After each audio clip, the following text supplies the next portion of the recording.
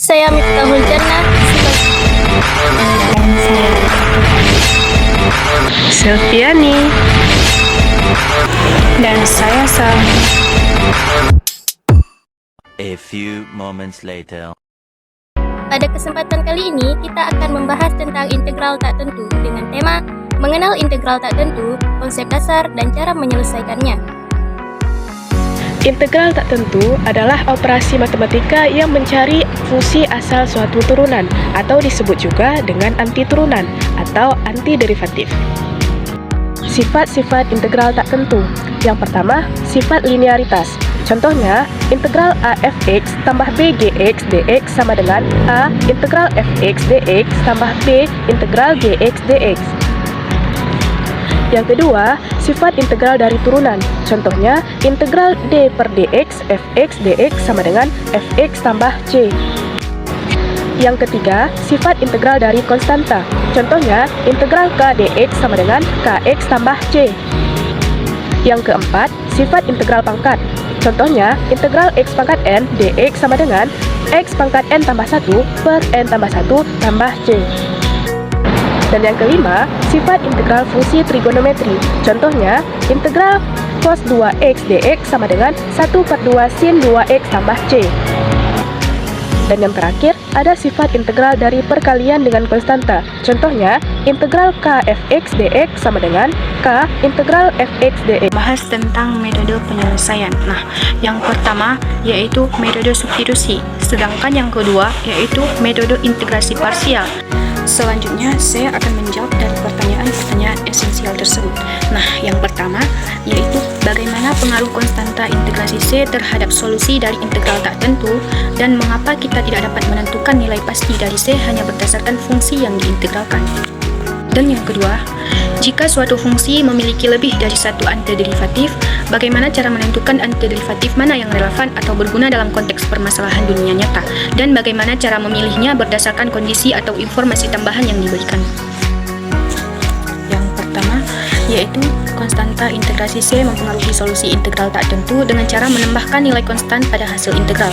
Artinya, jika fx adalah antiderivatif dari fx, maka fx tambah C juga merupakan antiderivatif dari fx. Namun, kita tidak dapat menentukan nilai pasti dari C hanya berdasarkan fungsi yang diintegralkan.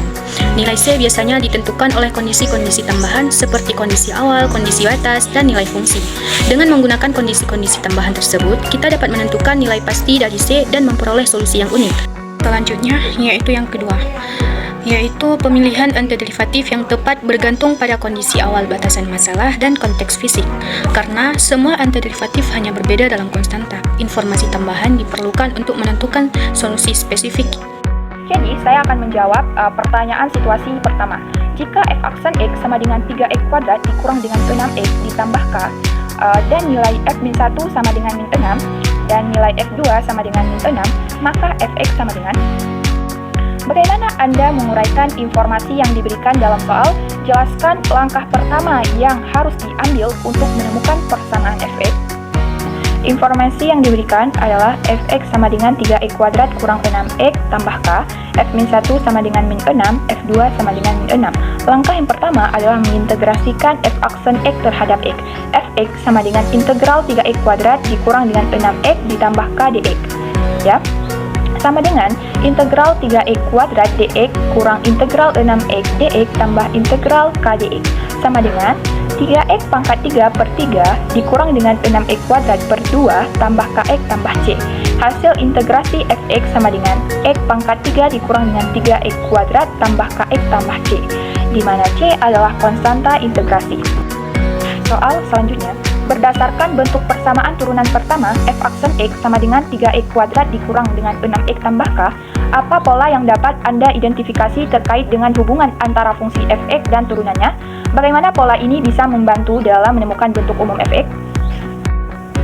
Ya, jadi penyelesaiannya berdasarkan bentuk persamaan turunan pertama, f aksen x sama dengan 3x kuadrat dikurang dengan 6x tambah k, kita dapat mengidentifikasi pola hubungan antara fungsi fx dan turunannya, yaitu turunan pertama, f aksen x memiliki derajat 2, maka fungsi aslinya fx memiliki derajat 3. Pola ini dapat membantu dalam menemukan bentuk umum fx dengan cara mengintegrasikan f aksen x. Soal selanjutnya, tentukan algoritma yang tepat untuk mencari fungsi f(x) yang memenuhi kondisi yang diberikan.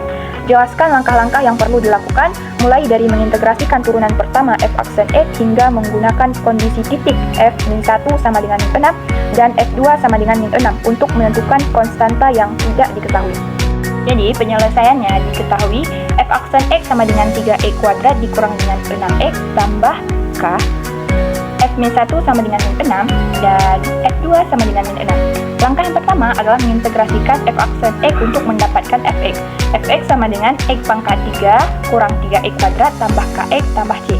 Langkah yang kedua adalah substitusi f-1 sama dengan min 6. Jadi setiap x-nya kita ganti dengan min 1. Jadi hasilnya c kurang k sama dengan min 2. Itu persamaan yang pertama. Langkah yang ketiga adalah mensubstitusikan f2 sama dengan min 6. Jadi setiap x-nya kita ganti dengan 2. Hasilnya c tambah 2k sama dengan min 2. Itu persamaan yang kedua. Langkah selanjutnya adalah menyelesaikan sistem persamaan. Kurangkan persamaan kedua ke persamaan pertama. Jadi c tambah 2k kurang c kurang k sama dengan min 2 kurang min 2. C tambah 2k kurang c tambah k sama dengan 0. 3k sama dengan 0, k sama dengan 0. Selanjutnya substitusi k sama dengan 0 ke persamaan 1. C kurang 0 sama dengan min 2. C sama dengan min 2. Fungsi akhir fx substitusi k sama dengan 0 dan c sama dengan min 2 ke dalam fx. Fx sama dengan x pangkat 3 kurang 3x kuadrat tambah 0x kurang 2. Fx sama dengan x pangkat 3 kurang 3x kuadrat kurang 2. Fungsi yang memenuhi kondisi soal adalah fx sama dengan x pangkat 3 kurang 3x kuadrat kurang 2. Soal selanjutnya, jika kondisi pada soal ini berubah, misalnya nilai f-1 atau f2 berbeda, atau persamaan turunan pertama berubah, bagaimana Anda akan menyesuaikan pendekatan Anda untuk menemukan fungsi f(x) yang baru? Apakah ada konsep umum yang tetap berlaku dalam proses pemecahan masalah ini? Jika kondisi dalam soal berubah, misalnya nilai f-1 atau f2 berbeda, atau bentuk turunan pertama berubah, pendekatan yang digunakan tetap sama, yaitu mengintegrasikan turunan pertama, menggunakan nilai awal yang diberikan, dan menyelesaikan sistem persamaan. Dari nilai awal, kita membentuk sistem persamaan dan menyelesaikannya seperti biasa.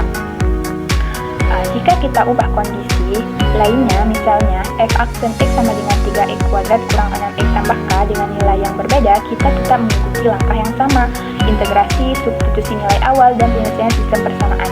Jadi, konsepnya tetap berlaku walaupun nilai-nilai di soal berubah. Sekarang kita akan menjelaskan soal pada situasi ketiga. Seorang pengendara sepeda sedang bersepeda melalui jalan yang menanjak dan kecepatan sepeda tersebut pada waktu TTT detik dapat dinyatakan dengan persamaan P sama dengan 3T pangkat 2 tambah 2T, di mana PT adalah kecepatan dalam meter per detik. Pada saat T sama dengan 2 detik, sepeda telah menempuh jarak 12 meter.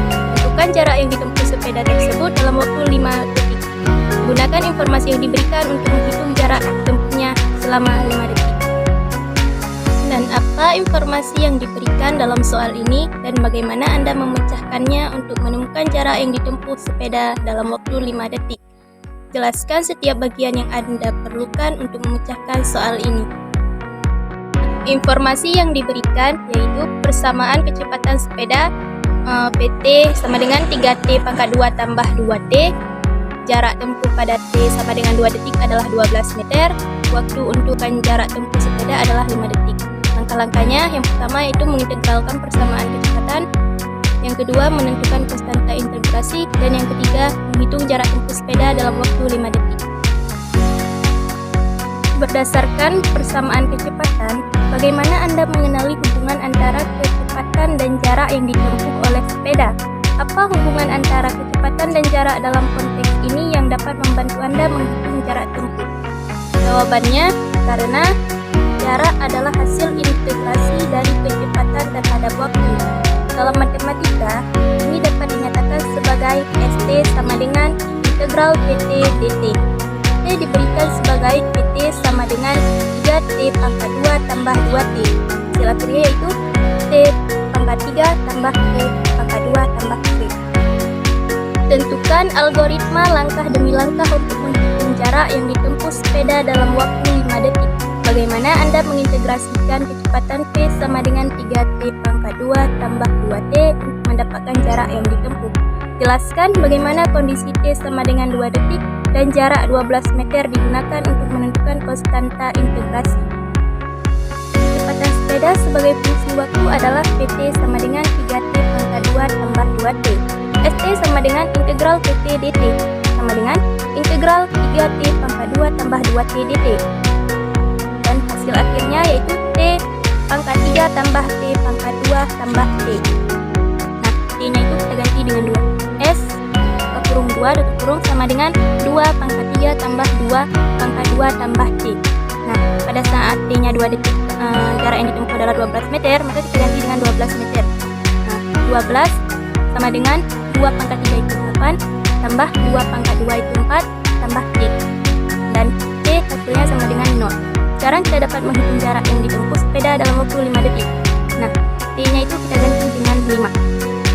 S 4 kurung 5 kurung sama dengan 5 pangkat 3 tambah 5 pangkat 2 sama dengan 5 pangkat 3 itu 125 dan 5 pangkat 2 itu 25. Hasilnya yaitu 150. Jadi jarak yang ditempuh sepeda dalam waktu 5 detik adalah 150 meter. Jika kecepatan sepeda berubah menjadi fungsi lain, misalnya V sama dengan 4T pangkat 2 tambah 3T, atau jika kondisi awal misalnya jarak pada waktu T tertentu berubah, bagaimana Anda akan menyesuaikan pendekatan Anda untuk menghitung jarak tempuh? Apa langkah-langkah umum yang tetap berlaku dalam menyelesaikan masalah ini dengan fungsi kecepatan yang berbeda? Gambarkan grafiknya dengan menggunakan GeoGebra. Jawabannya, jika kecepatan sepeda berubah menjadi fungsi lain, misalnya V sama dengan 4T pangkat 2 tambah 3T, atau jika kondisi awal berubah. Yang pertama yaitu mengintegrasikan fungsi kecepatan baru untuk mendapatkan fungsi jarak baru. Yang kedua, menggunakan kondisi awal baru untuk menentukan konstanta integrasi baru. Yang ketiga, menggunakan fungsi jarak baru untuk menghitung jarak yang ditempuh dalam waktu tertentu. Contoh, jika V sama dengan 4T pangkat 2 tambah 3T dan jarak pada waktu 3 detik adalah 20 meter, maka yang pertama, integralkan V sama dengan 4T pangkat 2 tambah 3T untuk mendapatkan ST sama dengan 4/3T pangkat 3 tambah 3/2T pangkat 2 tambah T. Nah, itu seperti tadi juga, itu kita masukkan T-nya itu 3, yaitu S3 sama dengan 4/3 3 pangkat 3, dan hasil akhirnya yaitu T sama dengan min 29,5. Gunakan ST untuk menghitung jarak yang ditempuh dalam waktu tertentu, misalnya T sama dengan 5 detik. Jadi kita masukkan T-nya itu 5. Dan hasil akhirnya yaitu 174,67. Jadi jarak yang ditempuh sepeda dalam waktu 5 detik adalah 174,67. Dan ini gambar grafiknya dari persamaan yang pertama dan yang kedua. Grafik ini diambil dari aplikasi GeoGebra. Kesimpulannya adalah integral tak tentu merupakan konsep matematika yang digunakan untuk mencari fungsi asli atau antiderivatif dari suatu fungsi. Dengan menggunakan bentuk umum, integral f(x) dx sama dengan f(x) tambah c. Integral tak tentu dapat digunakan untuk mencari luas daerah, volume benda putar, dan panjang kurva. Dalam penyelesaian integral tak tentu, konstanta integrasi c memainkan peran penting. Namun, nilai C tidak dapat ditentukan secara pasti tanpa kondisi awal yang jelas.